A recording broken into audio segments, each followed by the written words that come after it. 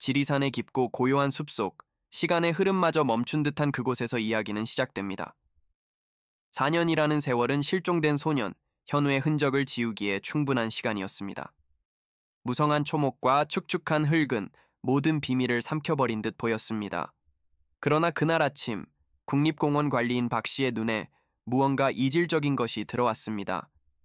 여름 장맛비가 쓸고 간 계곡의 가장자리, 진흙과 나뭇가지 더미 속에서 희미하게 반짝이는 금속성의 물체였습니다. 처음에는 단순한 쓰레기라고 생각했지만 본능적인 무언가가 그의 발걸음을 그곳으로 이끌었습니다. 그는 조심스럽게 다가가 흙을 걷어내기 시작했고 서서히 드러나는 형태의 심장이 내려앉는 것을 느꼈습니다. 그것은 한눈에 봐도 오래 방치된 산악자전거였습니다. 프레임은 녹슬고 타이어는 썩어 문드러졌지만 핸들에 희미하게 남아있는 독특한 스티커는 4년 전 마을을 떠들썩하게 했던 실종 사건의 기억을 되살렸습니다. 바로 김현우, 당시 17세였던 소년이 마지막으로 타고 있던 자전거였습니다. 박 씨는 마른 침을 삼키며 주변을 둘러보았습니다. 여전히 지리산은 말이 없었고 오직 바람에 나무잎 스치는 소리만이 그의 귓가를 맴돌았습니다. 이 발견이 무엇을 의미하는지, 잊혔던 상처를 다시 헤집는 고통의 시작이 될지 아니면 길고 긴 기다림의 끝이 될지 그는 알 수 없었습니다. 그는 떨리는 손으로 무정이를 들어 경찰에 연락했습니다. 자전거를 수습하던 경찰관 중 한 명이 무언가 이상한 점을 발견했습니다. 뒷바퀴의 스포크, 즉 자전거 바퀴살 사이에 아주 작은 물체가 단단히 끼어 있었습니다. 흙과 이물질로 뒤덮여 있었지만 조심스럽게 떼어내자 그 정체가 드러났습니다. 그것은 바로 SD 메모리 카드였습니다. 4년의 비바람 속에서 어떻게 형태를 유지했는지 신기할 정도였습니다. 이 작은 플라스틱 조각이 지난 4년간 거대한 지리산이 숨겨왔던 비밀을 품고 있을지도 모른다는 생각에 현장의 모든 사람들은 순간 숨을 죽였습니다. 이것은 단순한 유류품이 아니었습니다. 어쩌면 그것은 현우가 세상에 남긴 마지막 목소리이자 멈춰버린 시간의 기록일지도 몰랐습니다. 실종된 현우의 아버지, 김민주는 지난 4년간 살아도 사는 것이 아니었습니다. 유능한 건축가였던 그는 아들이 사라진 후 모든 것을 내려놓고 지리산 근처의 작은 집에서 폐인처럼 살아왔습니다. 그의 집은 아들의 사진과 실종 전단지, 그리고 지리산의 등산로가 빽빽하게 표시된 지도로 가득 차 있었습니다. 매일같이 그는 산을 헤맸고 아들의 이름을 부르짖었지만 산은 언제나 침묵으로 답할 뿐이었습니다. 그러던 어느 날 오후 그의 낡은 휴대전화가 울렸습니다. 경찰서에서 걸려온 전화였습니다. 자전거가 발견되었다는 소식, 그리고 그 안에 있던 작은 메모리 카드에 대한 이야기를 듣는 순간 민준의 세상은 다시 한번 흔들리기 시작했습니다. 그의 가슴 속에서는 지난 4년간 잿더미처럼 쌓여있던 감정들이 뒤엉켜 폭발했습니다. 절망 속에서 희미하게 피어나는 희망, 그리고 그 희망이 가져올지도 모를 더 큰 고통에 대한 두려움이었습니다. 그는 곧장 경찰서로 달려갔습니다. 경찰서 증거물 보관실에 놓인 아들의 자전거를 마주한 순간 그는 무너져 내렸습니다. 아들의 생일 선물로 직접 골라주었던 자전거였습니다. 아들이 기뻐하며 자전거를 타고 골목을 누비던 모습이 눈앞에 선명하게 아른거렸습니다. 조심해서 다녀와라. 그것이 아들에게 건넨 마지막 말이었습니다. 그날 아들을 말리지 못했다는 죄책감이 거대한 파도처럼 그를 덮쳤고 그는 차가운 바닥에 주저앉아 오열했습니다. 경찰은 민준에게 증거물 봉투에 담긴 SD카드를 보여주었습니다. 부식되고 손상된 카드의 모습은 절망적이었습니다. 경찰은 데이터 복구가 거의 불가능할 것이라고 비관적으로 말했지만 민준의 눈은 달랐습니다. 그의 눈에는 그 작은 카드가 아들을 찾을 수 있는 유일한 열쇠처럼 보였습니다. 그는 4년 전 현우가 사진 촬영에 푹 빠져 있었고 항상 목에 카메라를 걸고 다녔다는 사실을 기억해냈습니다. 어쩌면 이 카드 안에 아들의 마지막 순간이 담겨 있을지도 모른다는 생각이 그의 머릿속을 스쳤습니다. 그는 간절한 목소리로 경찰에게 데이터 복구를 시도해달라고, 제발 어떻게든 해달라고 애원했습니다. 민준의 간절함에 경찰은 마지못해 국립과학수사연구원에 데이터 복원을 의뢰하기로 결정했습니다. 그 순간부터 민준에게는 새로운 기다림이 시작되었습니다. 하지만 이번의 기다림은 지난 4년간의 막연한 기다림과는 달랐습니다. 이제 그에게는 붙잡을 수 있는 신라 같은 희망의 끈이 생긴 것이었습니다.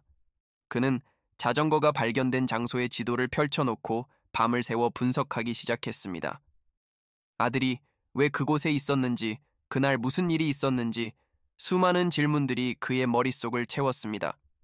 4년간 그를 짓눌러 왔던 무기력증은 사라지고 오직 진실을 밝혀내겠다는 강한 의지만이 남았습니다. 아들을 위해서, 그리고 자기 자신을 위해서라도 그는 이 싸움을 포기할 수 없었습니다. 카메라가 부식된 SD카드를 클로즈업하며 천천히 멀어지면 그 옆에 놓인 현우의 웃는 얼굴 사진이 보입니다. 4년이라는 시간의 무게와 아버지의 절박함이 화면을 가득 채웁니다. 과연 이 작은 메모리 카드는 닫혀버린 사건의 문을 다시 열 수 있을까요? 이 이야기가 어떻게 전개될지 궁금하시다면 채널을 구독하고 알림 설정을 잊지 마세요. 지금 어느 곳에서 이 영상을 보고 계신지 댓글로 알려주시면 저희에게 큰 힘이 됩니다. 저희는 여러분의 참여로 더 깊이 있는 이야기를 만들어갈 수 있습니다. 여러분의 관심이 잊혔던 진실을 밝히는 첫걸음이 될 것입니다. 현우의 자전거가 발견되었다는 소식은 조용한 해안가 마을에서 작은 카페를 운영하며 살아가던 박은혜의 귓께도 전해졌습니다. 그녀는 한때 장래가 유망한 형사였지만 4년 전 현우의 실종 사건은 그녀의 경력에 지울 수 없는 오점을 남겼습니다. 미제 사건 파일의 마지막 장을 덮으며 경찰 배지를 반납했던 그날의 기억이 마치 어제의 일처럼 생생하게 떠올랐습니다. 뉴스 화면에 비친 녹슨 자전거의 모습은 그녀가 애써 묻어두었던 과거의 악몽을, 실패의 기억을 다시 수면 위로 끄집어냈습니다. 그녀는 자신도 모르게 쥐고 있던 찻잔을 세게 움켜쥐었고 그 미세한 떨림 속에서 과거의 무력감이 되살아나는 것을 느꼈습니다. 그 사건은 단순한 미제 사건이 아니었습니다. 그것은 그녀의 모든 것을 무너뜨린 거대한 벽과도 같았습니다. 끊임없이 쏟아지는 언론의 질타, 실종된 아이를 찾지 못하는 무능한 경찰이라는 비난, 그리고 무엇보다 아들을 잃은 아버지의 절망 어린 눈빛이 매일 밤 그녀를 괴롭혔습니다. 그녀는 최선을 다했지만 지리산의 광활한 자연은 단 하나의 실마리도 내어주지 않았고 사건은 결국 미궁 속으로 빠져들었습니다. 그 실패의 무게를 감당할 수 없었던 그녀는 결국 도망치듯 경찰 조직을 떠났습니다. 과거를 잊고 평범한 삶을 사는 것, 그것이 그녀가 내린 결론이자 스스로에게 내린 형벌이었습니다. 며칠 후 김민준이 그녀의 카페를 찾아왔습니다. 4년의 세월은 그의 얼굴에 깊은 골을 파놓았지만 그의 눈빛만은 예전처럼, 아니 예전보다 더욱 절박하게 타오르고 있었습니다. 그는 은혜가 이 사건에 얼마나 집요하게 매달렸는지, 그 누구보다 진심이었는지 기억하고 있었습니다. 민주는 떨리는 목소리로 자전거와 SD카드에 대해 이야기하며 제발 다시 한 번만 도와달라고 간청했습니다. 그의 손에는 4년 전 사건 자료들이 너덜너덜해질 때까지 손때가 묻은 차에 들려 있었습니다. 그의 모습에서 은혜는 아들을 잃은 아버지의 슬픔과 함께 진실을 향한 광적인 집념을 보았습니다. 은혜는 처음에는 단호하게 거절했습니다. 이미 끝난 일이라고, 자신은 더 이상 경찰이 아니라고 선을 그었습니다. 잊고 싶은 과거의 상처를 다시 헤집고 싶지 않았습니다. 하지만 그의 눈에 서린 희망과 고통이 뒤섞인 처절한 감정을 외면할 수가 없었습니다. 그녀 자신의 마음속 깊은 곳에 남아있던 부채의식과 미련이 고개를 들었습니다. 결국 그녀는 무겁게 한숨을 내쉬며 그의 제안을 받아들였습니다. 경찰로서가 아닌 한 개인으로서 돕겠다는 조건이었습니다. 그렇게 어색하고 위태로운 과거의 실패와 현재의 절박함으로 묶인 두 사람의 동행이 다시 시작되었습니다. 기다림의 시간은 고통스러웠습니다. 국가수에서 온 첫 번째 연락은 희망보다는 절망에 가까웠습니다. SD카드의 손상이 예상보다 훨씬 심각하여 복구 작업에 수주, 어쩌면 수개월이 걸릴 수도 있으며 그마저도 성공을 장담할 수 없다는 비관적인 소견이었습니다. 민주는 전화기를 붙잡고 한동안 아무 말도 하지 못했습니다.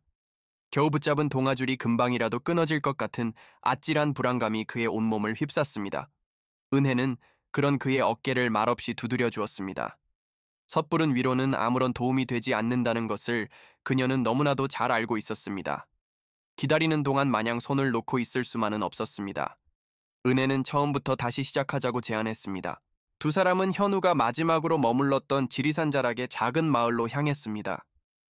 4년이라는 시간이 흘렀지만 마을의 풍경은 크게 변하지 않았습니다. 하지만 공기는 무겁게 가라앉아 있었습니다.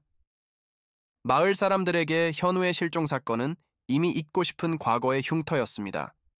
민준과 은혜의 등장은 그 흉터를 다시 들쑤시는 성가신 행위에 불과했습니다. 그들의 시선 속에는 경계심과 불편함이 노골적으로 드러나 있었습니다. 두 사람은 마을 사람들을 다시 만나기 시작했습니다. 현우가 마지막으로 묵었던 민박집 주인, 자전거를 타고 지나가는 것을 보았다고 증언했던 구멍가게 할머니. 하지만 그들의 대답은 4년 전과 똑같았고 그들의 표정에는 미묘한 방어 기제가 깔려 있었습니다. 오래전 일이라 기억이 잘 안 난다는 말이 반복될수록 민주는 답답함에 소리를 지르고 싶었지만 은혜는 침착하게 그들을 관찰했습니다. 그녀는 그들이 무언가를 숨기고 있다고 느꼈습니다. 악의가 담긴 거짓말이라기보다는 평온한 일상을 깨고 싶지 않은 이기심과 두려움이 만들어낸 침묵의 담합과도 같았습니다. 수소문 끝에 현우의 가장 친한 친구였던 이진호를 만날 수 있었습니다. 이제는 늠름한 대학생이 된 진호였지만 현우의 이름이 나오자 그의 눈빛은 4년 전 그날에 갇힌 소년처럼 흔들렸습니다. 그는 4년 전 경찰에게 했던 진술을 기계적으로 반복했습니다. 그저 자전거 여행이 힘들어 먼저 돌아가고 싶다는 자신과 끝까지 가보자는 현우 사이에 작은 다툼이 있었을 뿐이라고 말입니다. 그의 목소리는 담담했지만 무릎 위에 놓인 그의 주먹은 하얗게 질릴 정도로 굳게 쥐어져 있었습니다. 은혜의 예리한 시선은 그 미세한 긴장을 놓치지 않았습니다. 은혜는 직감했습니다. 진호가 무언가 결정적인 사실을 숨기고 있다는 것을. 단순한 말다툼으로 인한 죄책감이라고 하기에는 그의 어깨를 짓누르는 감정의 무게가 너무나도 무거워 보였습니다. 은혜는 진호를 다그치는 대신 그의 죄책감을 파고들었습니다. 만약 네가 말하지 않은 작은 사실 때문에 현우를 찾을 기회를 놓치게 된다면 평생 후회하지 않을 자신 있니? 그녀의 차분하지만 날카로운 질문에 진호의 눈빛이 거세게 흔들렸습니다. 그는 입술을 깨물며 오랫동안 고개를 숙이고 있었고 카페 안에는 무거운 침묵만이 흘렀습니다. 결국 진호는 흐느끼며 굳게 닫혔던 입을 열었습니다. 그날의 다툼은 단순히 피곤함 때문이 아니었습니다. 사진에 미쳐있던 현우는 아무도 찍지 못한 풍경을 담겠다며 출입이 금지된 위험한 등산로로 들어가려 했습니다. 겁이 났던 진호는 현우를 말렸지만 현우는 그를 겁쟁이라고 비웃으며 혼자 그 길로 향했다고 했습니다. 이것이 현우의 마지막 모습이었습니다. 진호는 자신의 만류 때문에 현우가 오기가 생겨 더 위험한 곳으로 갔을 거라는 죄책감, 그리고 자신이 비겁했다는 수치심 때문에 지난 4년간 누구에게도 이 사실을 말하지 못했던 것입니다. 진호의 고백은 수사의 방향을 완전히 바꾸어 놓았습니다. 민주는 현우의 자전거가 발견된 지점과 진호가 말한 금지된 등산로의 입구를 지도 위에 표시했습니다. 두 지점은 놀랍게도 일치했습니다. 현우는 분명 그 금지된 길로 들어섰던 것입니다. 그날 이후 민주는 밤낮으로 지대만 매달렸습니다. 그는 마치 신들린 사람처럼 혼잣말을 하며 여러 가지 가능성을 지도 위에 그려나갔습니다. 그의 집착은 점점 강해졌고 이성적인 판단보다는 아들을 찾아야 한다는 절박함만이 그를 지배하기 시작했습니다. 그 모습은 옆에서 지켜보는 은혜를 불안하게 만들었습니다. 결국 두 사람 사이에 갈등이 폭발했습니다. 민주는 증거에 기반하여 차근차근 접근하려는 은혜의 방식이 너무 답답하다고 시간이 없다며 소리쳤습니다.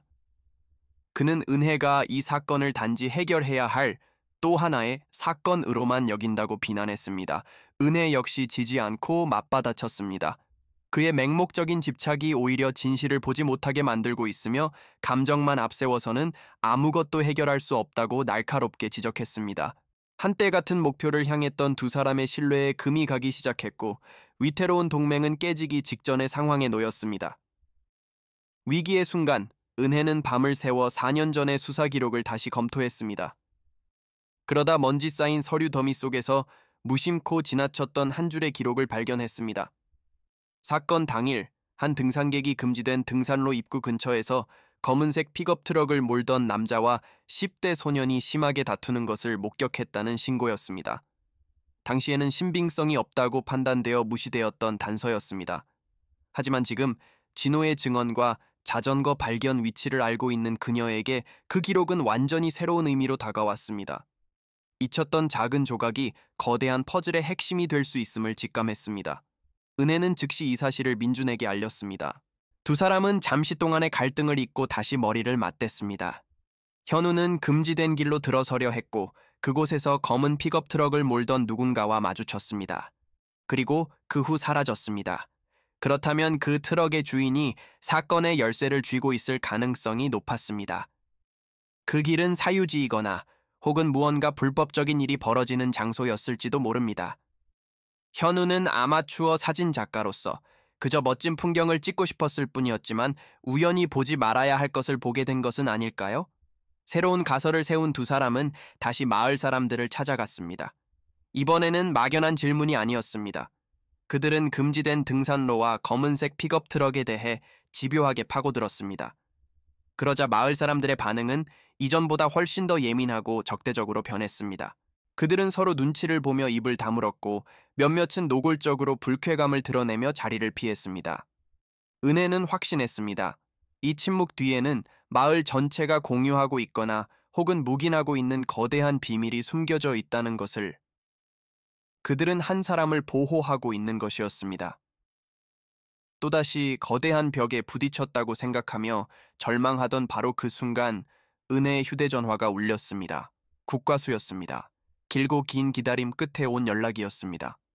복구는 완벽하지 않았지만 심하게 손상된 데이터 클러스터 속에서 단 하나의 영상 파일을 복원하는 데 성공했다는 소식이었습니다. 길이는 불과 몇 초에 불과하며 화질과 음질 역시 매우 불량하지만 무언가 찍혀 있다는 것이었습니다. 그 말을 듣는 순간 민준과 은혜는 동시에 숨을 멈췄습니다. 마침내 4년간 굳게 닫혀있던 판도라의 상자가 열리려는 순간이었습니다. 이제 모든 것은 그 짧은 영상 파일에 달려 있었습니다. 그것이 4년간의 기다림에 종지부를 찍을 해답이 될지 아니면 더 깊은 미궁으로 그들을 끌고 갈 또 다른 질문이 될지는 아무도 몰랐습니다. 두 사람은 국과수로부터 파일이 전송되기를 기다리며 초조하게 시간을 보냈습니다. 희망과 두려움이 교차하는 극도의 긴장감 속에서 그들은 말없이 서로를 바라보았습니다. 진실은 바로 코앞에 와 있었지만 그 진실이 그들이 감당할 수 있는 무게일지에 대한 두려움이 그들을 짓눌렀습니다. 과연 현우가 남긴 마지막 기록에는 무엇이 담겨 있을까요? 카메라는 초조하게 손을 맞잡고 있는 민준과 그런 그의 곁을 묵묵히 지키는 은혜의 얼굴을 번갈아 비춥니다. 곧 밝혀질 진실의 무게 앞에서 두 사람은 어떤 표정을 짓게 될까요? 진실을 마주할 용기가 있으신가요? 여러분이라면 이 상황에서 무엇을 가장 두려워할 것 같나요? 여러분의 생각을 댓글로 공유해 주시고 이들의 여정을 응원하신다면 좋아요를 눌러주세요. 여러분의 작은 관심 하나하나가 이들에게는 큰 힘이 되고 저희가 더 나은 이야기를 만드는 원동력이 됩니다. 은혜의 노트북에서 울린 띵 하는 알림음은 방 안의 무거운 정적을 칼날처럼 갈랐습니다. 국립과학수사연구원에서 보낸 이메일이었습니다. 본문은 간결했고 하단에는 작은 동영상 파일 하나가 첨부되어 있었습니다. 그 작은 아이콘이 지난 4년의 모든 질문과 고통을 응축하고 있는 듯 보였습니다. 민준과 은혜는 한동안 화면을 응시할 뿐 아무것도 하지 못했습니다. 수천 번 상상하고 그토록 염원했던 진실의 순간이 바로 눈앞에 다가오자 오히려 그것을 열어볼 용기가 나지 않았습니다. 손가락 하나를 움직이는 것이 마치 청은망은의 바위를 들어 올리는 것처럼 느껴졌습니다. 은혜는 심호흡을 한번 하고 민준을 바라보았습니다. 그녀의 눈빛은 준비됐어요? 라고 묻고 있었습니다. 민준은 대답 대신 천천히 고개를 끄덕였습니다. 그의 얼굴은 강철처럼 굳어 있었지만 테이블 아래에서 하얗게 질리도록 꽉 쥔 그의 주먹은 내면의 폭풍을 고스란히 보여주고 있었습니다. 7삿 60일 하고도 몇 시간. 그 기나긴 시간 동안 그를 살게 했던 것도 죽게 했던 것도 바로 이 순간이었습니다. 아들의 마지막을 마주해야 하는 아버지로서 그는 피할 수 없는 운명의 문 앞에 서 있었습니다. 은혜는 그의 결심을 확인하고 떨리는 손으로 마우스 트랙패드 위에서 파일 아이콘을 클릭했습니다. 화면이 켜지자 온통 녹색과 갈색이 뒤섞인 영상이 격렬하게 흔들리며 재생되었습니다. 현우의 시점에서 촬영된 영상임이 분명했습니다. 거친 비포장 도로를 달리는 자전거의 덜컹거림과 현우의 가쁜 숨소리가 스피커를 통해 흘러나왔습니다. 마치 아들의 심장 박동을 바로 곁에서 듣는 듯한, 그래서 더 고통스러운 생생함이었습니다. 민주는 자기도 모르게 숨을 참았습니다. 이것은 단순한 영상이 아니었습니다. 아들이 마지막으로 보았던 세상의 풍경이자 마지막으로 내쉬었던 숨결의 기록이었습니다. 그 어떤 공포 영화보다도 더 끔찍한 긴장감이 두 사람을 짓눌렀습니다. 그때 영상 속에서 거칠고 위협적인 목소리가 갑자기 터져 나왔습니다. 거기 멈춰. 여긴 사유지야. 당장 나가지 못해? 그 목소리에 카메라는 급격하게 방향을 틀었고 길을 가로막고 선 검은색 픽업 트럭의 앞부분이 화면에 들어왔습니다. 차에서 내린 한 남자가 성큼성큼 다가오고 있었습니다. 화면은 심하게 흔들렸지만 그의 목소리에 담긴 노골적인 적의는 명확하게 전달되었습니다. 4년 전 한 등산객이 목격했다고 진술했던 바로 그 다툼의 순간이었습니다. 은혜와 민주는 마른 침을 삼키며 화면에서 눈을 떼지 못했습니다. 영상 속에서 현우의 젊고 아직 앳된 목소리가 들렸습니다. 길을 막지 마세요, 아저씨. 그냥 사진만 찍고 갈 거예요. 그의 목소리에는 두려움보다 억울함이 더 섞여 있었습니다. 하지만 남자는 막무가내였습니다. 언성이 높아지고 몸싸움이 벌어지려는 찰나 현우가 뒷걸음질 치면서 카메라가 하늘을 향해 잠시 치켜들렸습니다. 바로 그 순간 남자의 얼굴이 화면 가득 선명하게 잡혔습니다. 민준과 은혜는 동시에 숨을 헐떡였습니다. 며칠 전 그들에게 시원한 물 한 잔을 건네며 아무것도 보지 못했다고 시치미를 떼던 그 순박해 보이던 동네 과수원 주인이었습니다. 그 충격적인 사실을 미처 다 소화하기도 전에 영상은 순식간에 아수라장으로 변했습니다. 이 어린 놈이 하는 남자의 고함 소리와 함께 무언가 강하게 부딪히는 소리가 들렸고 뒤이어 현우의 짧고 날카로운 비명이 터져 나왔습니다. 그것은 민준의 심장을 그대로 꿰뚫는 듯한 평생 그의 귓가에서 떠나지 않을 고통스러운 소리였습니다. 아들이 세상에서 느낀 마지막 공포와 고통이 그 비명 속에 고스란히 담겨 있었습니다. 민준의 눈앞이 하얗게 변했고 그는 무너지는 몸을 간신히 테이블에 기댔습니다. 카메라는 주인을 잃고 공중에서 빙글빙글 돌기 시작했습니다. 푸른 하늘과 무성한 나무잎들이 어지럽게 뒤섞이는 화면은 현우가 겪었을 마지막 순간의 혼돈을 그대로 보여주었습니다. 몇 번의 회전 끝에 카메라는 둔탁한 소리와 함께 땅에 떨어졌습니다. 이제 화면에는 축축한 흙과 나무 뿌리만이 보일 뿐이었습니다. 영상은 끝나지 않았습니다. 잠시 동안 남자의 거친 숨소리와 당황한 욕설이 희미하게 들렸고 이내 황급히 멀어지는 발소리가 이어졌습니다. 그리고 마침내 모든 소리가 사라진 완전한 침묵. 화면이 검게 변하며 영상은 끝이 났습니다. 짧은 영상이 끝났지만 그 영상이 남긴 침묵은 천둥 소리보다 더 크게 방 안을 울렸습니다. 민주는 얼어붙은 듯 앉아 있었습니다. 눈에서는 눈물이 흐르고 있었지만 울음소리는 없었습니다. 거대한 슬픔이 그의 모든 감각을 마비시킨 듯 했습니다. 은혜는 까맣게 변한 노트북 화면을 멍하니 바라보았습니다. 조각난 퍼즐들이 그녀의 머릿속에서 섬광처럼 맞춰졌습니다. 이것은 계획된 살인이나 유괴가 아니었습니다. 사소한 말다툼이 부른 비극적인 사고였습니다. 괴물은 없었습니다. 단지 자신의 실수를 덮으려 했던 비겁한 이웃이 있었을 뿐입니다. 은혜는 말없이 노트북을 덮었습니다. 두 사람은 시선을 마주쳤고 그 눈빛 속에는 더 이상의 질문은 없었습니다. 오직 향해야 할 곳만이 명확해졌습니다. 과수원 집으로 향하는 길은 짧았지만 두 사람에게는 영원처럼 느껴졌습니다. 익숙했던 시골길의 풍경은 이제 불길하고 기만적인 색채를 띠고 있었습니다. 차 안에는 무거운 침묵만이 흘렀습니다. 더 이상 해야 할 말도 할 수 있는 말도 남아있지 않았습니다. 오직 억눌린 슬픔과 들끓는 분노, 그리고 감당하기 힘든 진실의 무게만이 두 사람을 짓눌렀습니다. 민주는 차창 밖으로 스쳐 지나가는 평화로운 풍경을 보며 속으로 울었습니다. 한 남자의 어리석은 분노가 아들의 미래를 앗아간 그곳에서 그는 이제 그 마지막 대면을 위해 달려가고 있었습니다. 그들은 과수원에서 묵묵히 사과나무를 돌보고 있는 남자를 발견했습니다. 그는 지난 4년간 아들의 시간은 멈춰버린 그날 이후로도 아무 일 없다는 듯 자신의 삶을 살아왔을 것입니다. 차가 멈추고 민준이 내리는 것을 본 순간 남자의 얼굴은 하얗게 질렸습니다. 그는 민준의 눈에 담긴 4년의 세월이 응축된 깊고 슬픈 심연을 보았습니다.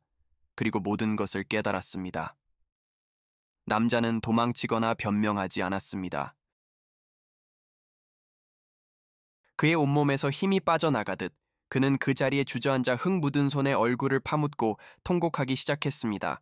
너무나도 오랫동안 그를 짓눌러 왔던 비밀의 무게가 마침내 그를 무너뜨린 것입니다.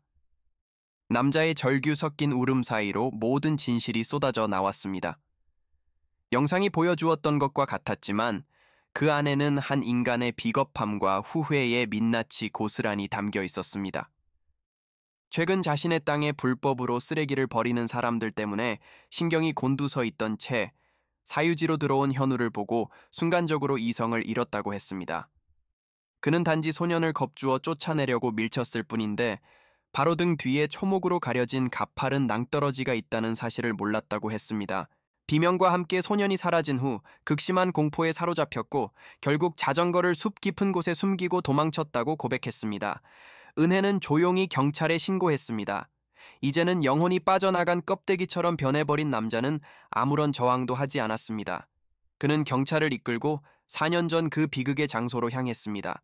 그의 손가락이 가리킨 곳은 4년의 세월 동안 무성한 잡목과 덩굴로 뒤덮여 있었습니다. 수색팀이 조심스럽게 그곳을 헤치고 들어간 지 얼마 지나지 않아 마침내 현우의 유해를 찾았습니다. 광활한 지리산이 4년 만에 아들을 아버지의 품으로 돌려보내는 순간이었습니다. 민주는 그저 멀리서 그 모습을 지켜볼 뿐이었습니다. 그의 메마른 뺨 위로 뜨거운 눈물 한 줄기가 조용히 흘러내렸습니다. 며칠 후 현우의 장례식이 열렸습니다. 가족과 친구들, 그리고 죄책감에 고개를 숙인 몇몇 마을 사람들이 찾아와 그의 마지막 길을 배웅했습니다. 영정사진 속에서 환하게 웃고 있는 아들 앞에 선 민주는 더 이상 진실을 찾아 헤매는 집념의 추적자가 아니었습니다. 그는 그저 아들을 가슴에 묻는 평범한 아버지였습니다.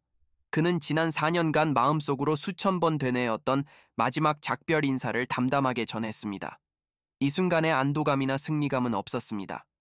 범인은 값을 치르겠지만 그 어떤 것도 아들을 되돌릴 수는 없었습니다. 이것은 고통스럽고 슬프지만 반드시 필요했던 마침표였습니다. 몇 달의 시간이 흐른 가을날, 민주는 지리산이 한눈에 보이는 언덕에 섰습니다. 그의 손에는 현우가 마지막으로 찍었던 작은 들꽃 사진이 들려 있었습니다. 그는 아들을 위해 마련한 작은 추모석 앞에 사진을 조심스럽게 내려놓았습니다. 수년 만에 처음으로 그는 지리산을 원망과 분노의 대상이 아닌 한 인간의 비극을 묵묵히 지켜본 거대한 증인으로 바라보았습니다. 진실은 행복을 가져다 주지 않았지만 그의 영혼에 기이하고 고요한 평화를 가져다 주었습니다. 마침내 기나긴 추적이 끝났습니다.